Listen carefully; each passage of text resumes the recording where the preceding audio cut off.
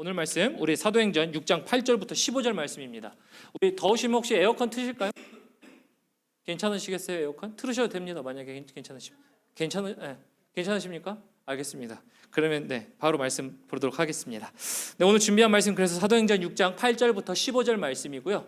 말씀의 제목은 제가 표본 본보기로 삼을 것이라는 말씀의 제목으로 제가 말씀을 정했습니다. 먼저 우리 8절부터 우리 15절까지 교독하시면서 하나님의 말씀 함께 보도록 하겠습니다. 먼저 우리 8절 제가 봉독하도록 하겠습니다. 우리 온라인도 띄워주시고 감사합니다. 우리 8절부터 봅니다. 스데반이 은혜와 권능이 충만하여 큰 기사와 표적을 민간에 행하니 이른바 자유민들 즉 구레네인 알렉산드리아인 길리기아와 아시아에서 온 사람들의 회당에서 어떤 자들이 일어나 스데반과 더불어 논쟁할세. 스데반이 지혜와 성령으로 말함을 그들이 능히 당하지 못하여 사람들을 매수하여 말하게 하되 이 사람이 모세와 하나님을 모독하는 말을 하는 것을 우리가 들었노라 하게 하고 백성과 장로와 서기관들을 충동시켜 와서 잡아가지고 공회에 이르러 거짓 증인들을 13절 넘겨주세요. 거짓 증인들을 이르되 이 사람이 이곳과 율법을 거슬러 말하기를 마지 아니한도다. 14절 그의 말에 이 나사렛 예수가 이곳을 헐고 또 모세가 우리에게 전하여 준 규례를 고치겠다 함을 우리가 들었노라 하거늘. 함께 읽겠습니다. 공회 중에 앉은 사람들이 다 스데반을 주목하여 보니 그 얼굴이 천사의 얼굴과 같더라. 아멘. 우리 하나님의 말씀이었습니다. 오늘 말씀의 제목 제가 이렇게 정했습니다. 표본 본보기로 삼을 것이라는 말씀으로 정했는데요. 오늘부터 보시는 말씀은요, 우리 스데반 집사에 대한 이야기들로 함께 계속 볼 겁니다. 그래서 이번 주에 말씀 스데반 집사고요. 그리고 다음에 저희가 사도행전 다시 볼 때 스데반에 대한 말씀을 다시 또 볼 겁니다. 자, 근데 이렇게 스데반이 나오는 것을 통해서 볼 때요, 저희는 한 가지 알 수 있는 건 이런 걸 알 수 있어요. 교회에서 초대교회에서 직분자를 집사를 처음으로 세웠고 그리고 그 집사 중에 나온 사람이 바로 스데반입니다. 그리고 그 스데반의 이 이야기, 즉 집사로서의 이야기는 첫 성경의 이야기입니다. 근데 우리 첫 성경의 이야기는요 가장 중요합니다. 항상 중요해요. 왜냐면요 첫 이야기는 무엇이든지 그 처음을 가지고 주님께서 이 모든 것을 본보기 삼아 배우라라는 의미가 담겨 있기 때문입니다. 그래서 첫째에 대한 의미들을 보면요 너무나도 중요해요. 아담과 하와, 그리고 첫 죄, 그리고 첫 원죄, 그리고 우리 예수님이 처음으로 나타난 어떤 모형들, 이런 거 보면요 성경적으로도 굉장히 중요하고요 우리에게도 중요합니다. 그런데 오늘 이 스데반의 첫 집사 직분이 교회에 나오는데요, 이 교회가 지금 직분자를 세우고 나오는 이 첫 모임이 굉장히 중요한 이유가요, 왜 그러냐면 오늘날 우리가 이 초대교회를 다시 한번 모방하며 우리 초대교회 같은 교회를 세우자라고 하며 살아가는 그 우리의 모임이 바로 교회의 모임이고, 우리는 그 교회의 모임을 통해 첫 본보기에 따라서 우리가 어떻게 세우고 어떻게 살아가야 되는지를 볼 수 있기 때문입니다. 그래서 말씀의 제목을 표본 그리고 본보기라고 이렇게 정한 것인데요, 이것을 말씀을 묵상하면서 저는 이런 생각을 해봅니다. 우리가 과연 스데반처럼 될 수 있을까? 우리 성도님들이 스데반처럼 될 수 있을까를 생각해 봅니다. 제가 일부러 시간을 끄는 데 이유가 있죠. 다 이렇게 눈을 맞추면서 제가 이 눈을 맞추는 우리 모든 여러분들이 우리가 스데반이 될 수 있을까? 이런 생각을 하기 때문이에요. 이런 생각을 스데반과 같이 될 수 있을까 생각을 제가 말씀을 묵상하고 준비하면서 이걸 준비하니까 이런 생각이 들더라고요. 하나님이 분명히 스데반을 첫 본보기로 삼으며 교회에게 너희는 이렇게 되라 라고 하는 말씀이신 것 같아서, 이렇게 되라? 스데반처럼 되라? 라고 생각하니까 위인전기가 생각이 나더라고요. 우리 성도님들 위인전기 무엇인지 아시죠? 위인전기는 아무래도 그 위인전기는 유명한 사람들의 인생을 딱 거기다가 적어놓고 그것을 책으로 출판하여 이것을 읽으면서 위대한 사람처럼 너희가 되라라는 거죠. 그래서 위인전기는 이제 훌륭하거나 뛰어난 일들을 이뤄낸 사람들의 삶을 놓고 너희 이렇게 되라라는 한 가지의 책인데요, 지금은 유행하진 않지만 한창 이 위인전기가 유행할 때가 있었어요, 한국에서도. 그래서 아마 우리 성도님들 집에 아직도 이 위인전기가 꼽혀 있을 수도 있어요. 아이들에게 읽어라, 거기에 보면은 뭐 김유신도 나와 있고 뭐 아인슈타인도 나와 있고 뭐 이런 위인전기들이 있지 않습니까? 그래서 우리 자녀들에게 읽으라고 해서 우리 집에 있을 수도 있고요.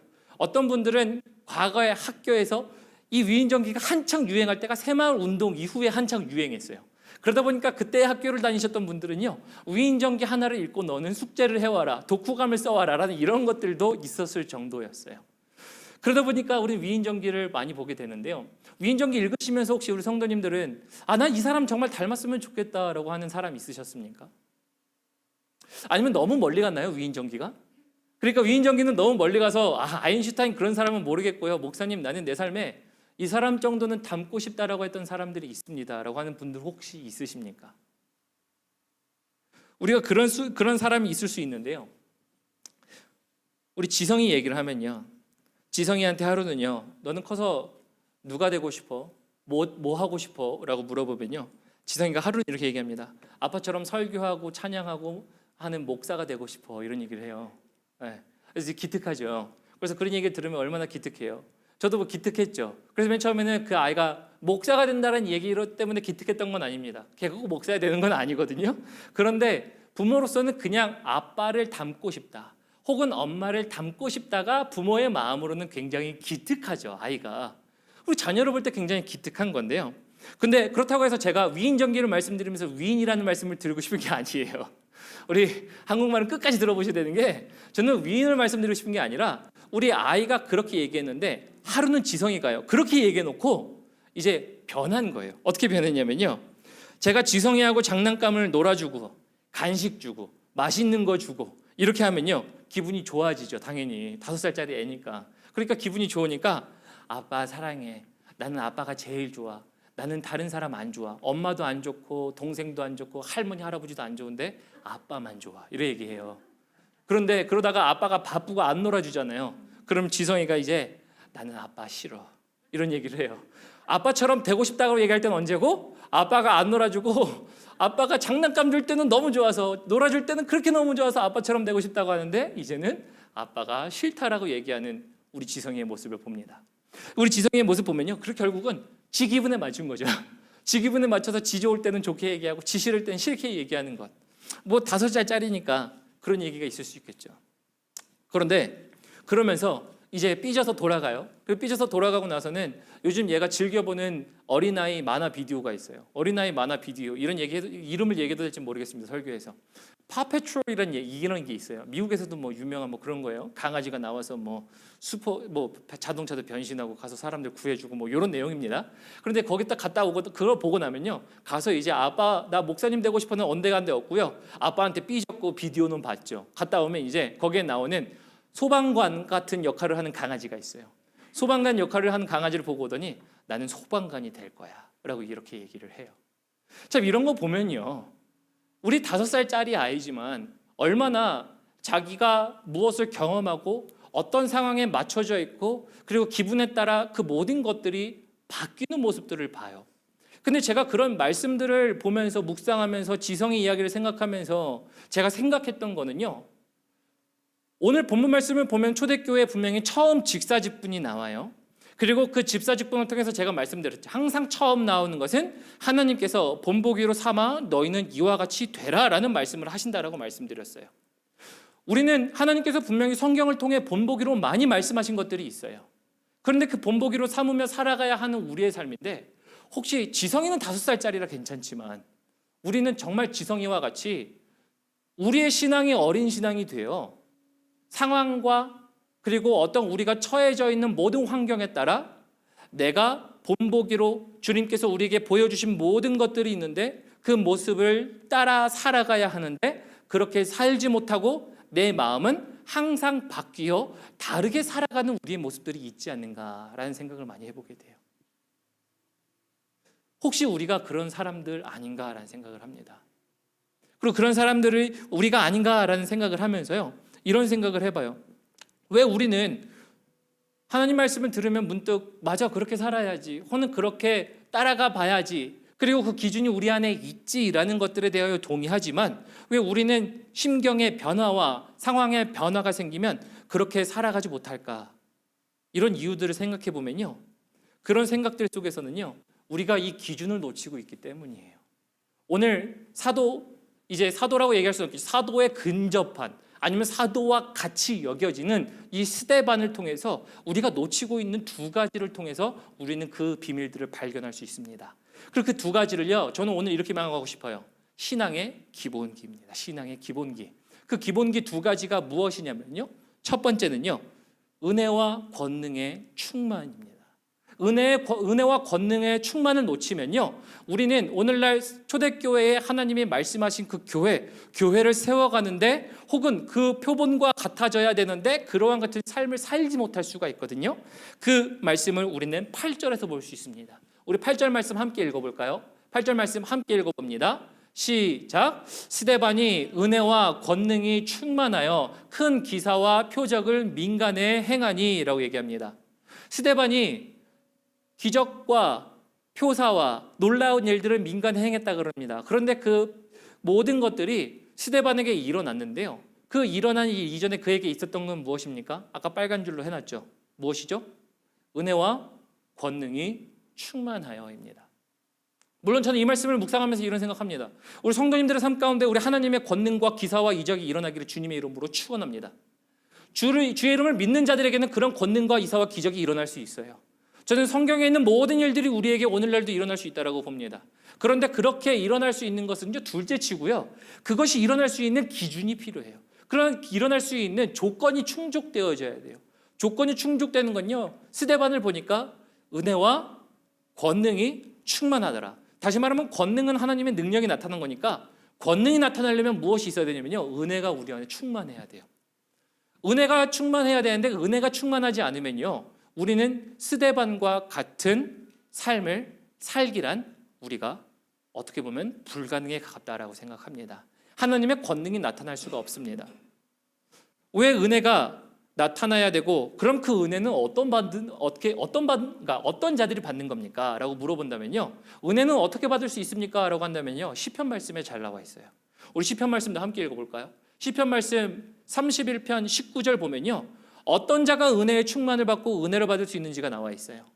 우리 함께 읽어보겠습니다. 시작. 주를 두려워하는 자를 위하여 쌓아두신 은혜, 곧 주께 피하는 자를 위하여 인생 앞에 베푸신 은혜가 어찌 그리 큰지요. 인생 앞에 베푼 은혜가 있다라 그래요. 누가 베푸시는 겁니까? 하나님이 예비하시고 베풀어 주신 은혜예요.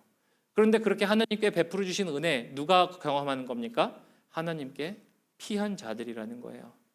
스데반의 인생은요, 하나님의 손 안에 있었어요.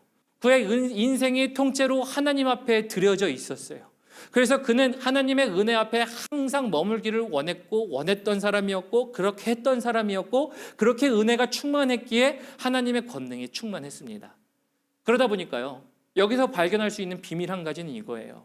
하나님께서 초대교회에 성도들을 구성하며 교회를 세우며 하나님이 본보기로 삼았던 집사의 직분, 성도의 직분 가운데 본보기로 삼으라라고 하며 그것에 있는 한 가지는요, 바로 은혜 충만이에요. 우리가 은혜를 받아야 해요. 주일날 교회 오면요, 은혜를 받아야 합니다. 은혜를 받지 않고서는요, 교회가 교회다울 수가 없어요. 교회가 줄 수 있는 그 기능, 가장 큰 거는요, 물론 도움도 있어요. 권면도 있고요. 그리고 어려울 때 이제 십시일반 서로 모여서 그 상황을 이해해주고 도와주는 것도 있지만요, 가장 중요한 거는요, 은혜예요. 하나님의 은혜를 주는 기능이 교회 안에 있어야 됩니다. 그리고 그 은혜가 있을 때요, 우리는 권능이 나타나요. 그래서 성경에서 또 은혜에 대하여 뭐라고 얘기하냐면요, 요한복음 1장 16절 제가 읽겠습니다. 요한복음 1장 16절 보면요, 이 은혜가 얼마나 중요한지 이렇게 얘기합니다. 우리가 다 그의 충만한 데서 받으니 은혜 위에 은혜로라 라고 얘기합니다. 은혜를 주 안에서 받아야 된다라고 얘기를 하는 겁니다. 스데반이요, 이렇게 집사로서, 직분자로서, 한 교회의 초대교회 성도로서 그가 이 모든 일들을 감당할 수 있었던 것, 오늘 어떤 일을 감당했던 겁니까? 사람들이 와서 스데반에게 얘기하는 거죠. 야, 너가 믿는 게 잘못됐고 너가 그렇게 살면 안 되고, 여러 가지 도전을 했겠죠. 그런 도전 가운데 그는 믿음으로 이겨냈거든요. 믿음으로 이겨낸 성도는요, 다른 것이 아니라 은혜 충만한 성도예요. 은혜 충만하지 않으면요, 우리는 그런 외부적인 시험에 그냥 넘어지기가 일쑤예요. 은혜에 충만하지 않으면 오는 시험에 넘어지기 일수라는 거예요. 스데반은 그렇게 이겨냈어요. 우리 성도님들은 은혜에 지금 충만하십니까? 그래서 은혜를 충만하면요, 권능은 자연스럽게 충만해져요. 이게 첫 번째 우리가 갖고 있어야 할 기본기예요. 스데반의 기본기였고요, 그의 본보기로 삼으며 너희는 이것을 배우라라는 말씀이 나와 있는 거죠.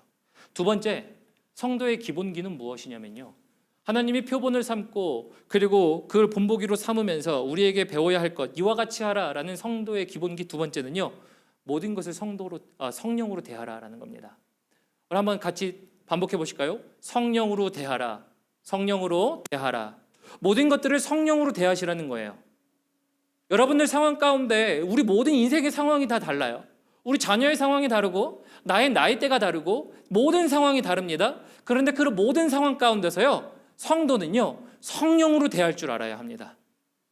이게 스데반에게 있었던 것이었습니다. 우리 9절과 10절 보면요, 이렇게 되어 있습니다. 9절과 10절 제가 읽어보겠습니다. 이른바 자유민들, 자기 자유스럽게 생각하는 사람이라고 생각하시면 됩니다. 쉽게 말하면 리버럴한 거예요. 무엇이든지 자기 고지곳대로 해석할 수 있는 사람들이, 구레네인, 알렉산드리아인, 길리기아와 아시아에서 온 사람들이 회당에서 어떤 자들이 일어나 스데반과 더불어 논쟁할세. 스데반과 더불어 논쟁하지요. 근데 이제 10절에 이렇게 얘기합니다. 스데반이 지혜와 성령으로 말하면 그들이 능히 당하지 못하여입니다. 혹자는 이런 말씀을 들으면 이렇게 얘기해요. 야, 스데반이 그들을 다 이겼대. 우리가 성령에 충만하면 다 이길 수 있어. 여기서 중요한 건 성령에 충만하면 다 이긴다가 아니에요. 우리 성도님들, 성령에 충만하다고 해서 다 이기지 않았어요. 이 초대교회 성도들, 사도들 보면요, 그들은 주님의 이름을 전하면서 핍박을 받았어요. 그러니까 무조건 우리 생각하는 현실 가운데 이겼다가 목적이 아니고요, 이기긴 이겼습니다만 그들을 이겼던 것을 통해서 어떻게 이겼는가, 그가 어떻게 대했는가거든요. 그는 성령으로, 지혜로 그들을 대했습니다. 이를 통해서 볼 수 있는 것은요, 스데반은요, 지혜가 있었던 사람인 것 같아요. 언변이 좀 놀랍게 있었던 사람이었던 것 같아요. 그러다 보니까 설교를 하는 부분도 있습니다만, 그러나 그것을 제외하고도요, 그는 성령에 충만하여 그들을 대하고 이야기했다라는 거예요. 그래서 우리 성도는요, 성령으로 뭐든지 대해야 합니다. 왜 성령으로 대해야 되는지 아십니까? 성령으로 대해야 된다는 것은요, 이런 겁니다. 요한복음 14장 26절, 아주 중요한 말씀인데 함께 읽어보겠습니다. 함께 읽습니다. 시작. 보혜사 곧 아버지께서 내 이름으로 보내실 성령, 그가 너희에게 모든 것을 가르치고 내가 너희에게 말한 모든 것을 생각나게 하시리라. 성령님이 뭘 하신다는 겁니까? 예수님이 가르친 것을 생각나게 할 뿐만 아니라 너희가 무엇을 말해야 할지 생각나게 하시리라. 다시 말하면 예수님의 말씀을 우리가 생각하는 것도 있지만요, 우리 성도님들의 삶 가운데 상황이 다 유니크하다고 얘기했죠. 우리 자녀들에게 무엇을 대해야 되는지 자녀들의 상황이 다를 수가 있어요. 아니면 사업장도 다를 수 있고요. 아니면 우리가 지금 나이에 따라서 처한 상황이 모두가 다 다를 수 있어요. 그 모두가 다 다를 때 일률적인 정답은 아무도 없어요. 그렇죠? 동일한 인생은 아무 데도 없기 때문에 저 사람이 했던 걸 내가 그대로 하면 내가 성공한다는 이런 건 없어요. 그렇기 때문에 모든 다른 천차만별인 우리 각자의 인생과 환경 속에 가장 필요한 건 하나님의 인도하심 아닙니까? 하나님의 인도하심이 필요하면요, 성령으로 대해야 됩니다. 성령에 충만해야 돼요. 왜요? 성령이 너희가 말할 것을 생각나게 하시기 때문에. 성령이 우리가 대해야 할 것들을 어떻게 생각나게 하시는지 알게 하시기 때문에 우리는 성령으로 대할 줄 알아야 됩니다. 성령으로 대하고 성령으로 모든 것을 핸들할 줄 알아야 돼요. 무슨 일이 있으십니까? 성령으로 핸들하십시오. 성령으로 핸들하신다는 얘기는요, 성령의 충만으로 하나님께 구하며 물으며 하나님의 도우심을 간구하며 하나님께서 나에게 들려주시고 인도하시는 방향으로 그것을 선택하시면 돼요. 그러면 이런 생각을 할 수 있어요. 목사님, 우리가 갖고 있는 생각이 성령의 생각인지 우리의 생각인지 어떻게 알아요? 항상 드는 질문 그거 아닙니까? 목사님, 우리가 항상 기도하고 물어보는데 그 결정이 내 생각이에요? 성령의 생각이에요? 라고 묻는다면요, 이렇게 얘기할 수 있겠습니다. 가장 먼저는요, 첫 번째는 이렇게 말씀드릴 수 있어요. 어떤 것이든지 생각나는 그 생각이 있다면요, 그 행동이 원래 나라면 생각나지 않을 것 같은 생각은요, 대부분 성령의 생각입니다. 잘못된 생각 말고요, 대부분 내가 선택하지 않을 것 같은데 선택하게 하는, 생각나게 하는 생각과 행동이 있다면 성령이 생각나게 하시는 거예요. 왜 그런지 아십니까? 그 결과가요, 나는 죽고 주님이 나타나는 삶이기 때문이에요. 나의 육신은 거부할 수밖에 없는 선택들이 있어요. 예를 들어서 제가 했던 것 중에 정말 하기 싫었던 선택 중에 한 가지는요, 오랫동안 연락 안 하고 그냥 살아도 살 수 있는 사람인데요, 그 사람에게 제가 잘못했던 것들을 기도하니까 너는 가서 그 사람에게 너가 그동안 잘못했던 일들을 낱낱이 고하고 용서를 구하라는 거였어요. 아니, 말 안 해도 되잖아요. 아니, 그거 굳이 언급해서 뭐해요? 그냥 지나가면, 삶이라는 게 그냥 지나가면서 살아가면 되지. 굳이 굴거 부스럼을 만들 필요가 있습니까? 그런데 그거 뭔지 아십니까? 하나님이 나는 죽이시는데요, 하나님이 영광 받으시는 삶을 사는 거예요. 그 사람이 보면서 뭘 봅니까? 그 사람을 보는 게 아니라 그 사람의 한 행동을 통해 하나님이 그렇게 하신 거라는 것을 보고 하나님께서 그 사람을 바꿨구나, 하나님의 영광을 받으시는 삶이라는 거예요. 그래서 대부분 내 생각이 아니고 성령의 생각이라 볼 수 있는 것은 나의 육신을 죽이고 하나님께 영광 받을 수 있는 것이라면 그것은 성령의 생각입니다. 그것을 따르시면 돼요. 그것을 행동하시면 됩니다. 또 그리고 분별할 수 있는 두 번째 방법은 이런 겁니다. 과거에 제가 한 번 이런 얘기를 나눈 적이 있습니다. C.S. 루이스의 얘기를 통해서 나눈 적이 있었는데요, 그때 제가 빛에 대하여 나눴습니다. 빛에 대하여 나누면서 우리가 눈 감았을 때 그냥 생각되는, 지금 눈 감아도 우리는 빛이 있다는 것을 알게 되죠. 전구가 있고 빛이 비치니까. 그런데 눈 감았을 때 우리가 그냥 비춰지는 이 전구의 빛과, 그리고 눈 감았을 때 강렬하게 쬐는 우리 햇빛의 빛은 우리가 구분할 수 있습니다. 그죠? 동일한 빛이라 해도 우리는 구분할 수 있어요. 조금만 생각을 갖고 구분한다면. 마찬가지예요. 우리 안에 들어오는 생각들 있죠. 생각들을 바로 해라라는 것들도 아니고요, 구분할 수 있는 능력이 우리 안에 있어요. 영적인 능력이 우리 안에 있다는 거예요. 그게 햇빛인지 빛인지, 말씀으로 기도하며 기다리며 하나님께 구하며 나아가면요, 그것은 우리가 영적인 활동을 가지고 구분하는 순간의 시작이에요. 만약에 선택의 기로가 너무 어렵잖아요. 이 선택이 하나님 너무 어려운데 이 선택이 맞는지 정말 모르겠어요. 근데 이 선택의 기로가 너무 중요해요 라고 한다면요, 그러면 시간을 들이고 그 영적인 활동을 하시면 구분이 돼요. 하나님의 때에. 그것이 우리에게 주시는 하나님의 성령의 음성과 생각을 행동으로 옮기게 하시는 구분의 방법이에요. 우리는 믿음을 믿기 때문에 영적인 능력이 우리 성도님들 모두에게 있어요. 이것이 우리 안에 있는 능력이에요. 이것이 누구 안에 있었다는 겁니까? 스데반 안에 있었다고요. 스데반은요, 사람들을 이기는 게 목적이 아니었고요, 스데반은 성령을 통해 말하였다라는 거예요. 성령을 통해 사람들을 대했고, 성령을 통해 문제를 해결했고, 성령을 통해 그 모든 것들을 이제 헤쳐나가기 시작했다라는 게 이 스데반의 이 이야기입니다.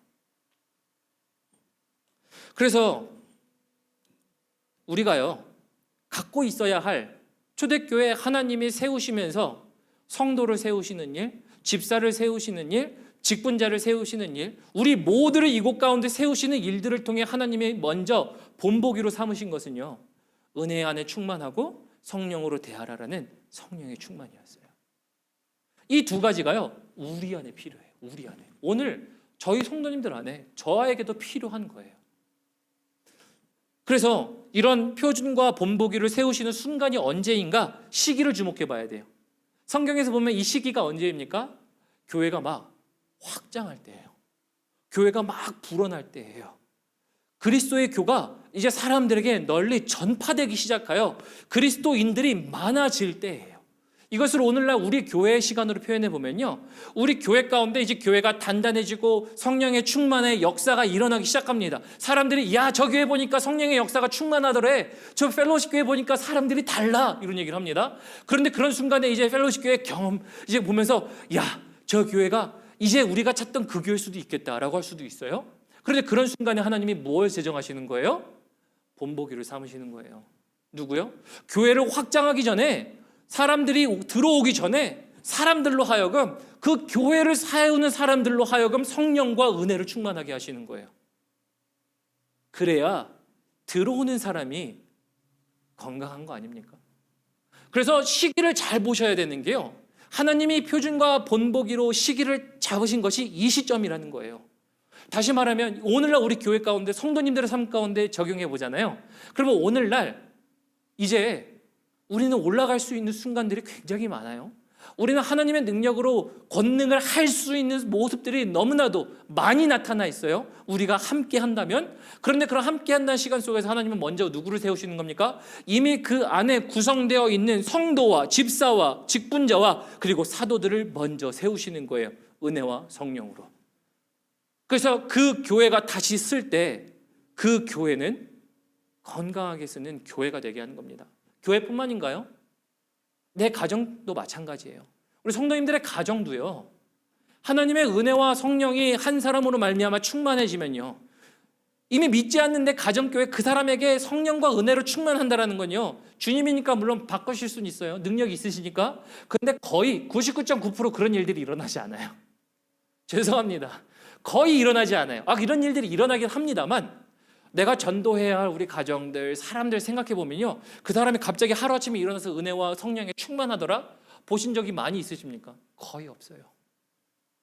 근데 그것을 어디서부터 시작해 가냐면요, 그 가정을 세우는 한 사람, 이미 하나님께서 표준과 본보기로 세우시는 한 사람을 통해 은혜와 말씀과 성령의 충만함을 통해 건강하게 세우기 시작하니까 들어오는 사람, 가정, 그 모든 사람들, 불신자들이 어떻게 됩니까? 같이 함께 건강하게 세워져 가요. 그게 하나님의 방법이에요. 그게 하나님이 교회를 세워가시는 방법이었어요. 그래서 그 시기가 굉장히 중요하다는 거예요. 저는 이 말씀을 묵상하면서요, 저희 교회가 이 시기라고 생각됩니다.